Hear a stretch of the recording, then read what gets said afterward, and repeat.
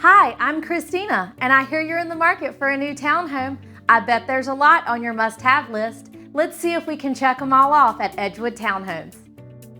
Must-have number 1, a kitchen that is both functional and has impressive finishes.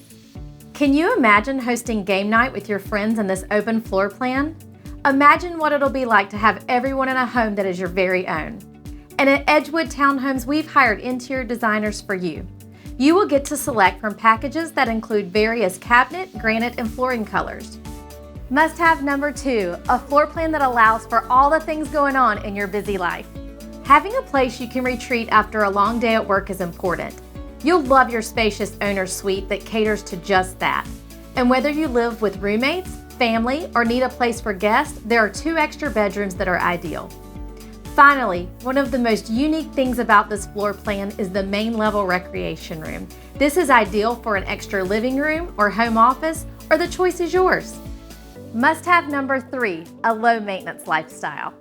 At Edgewood Townhomes, low maintenance living is a reality. All lawn care is taken care of for you, so there's no need to spend hours in the hot sun mowing on the weekend. This allows you to live the life you've been dreaming of.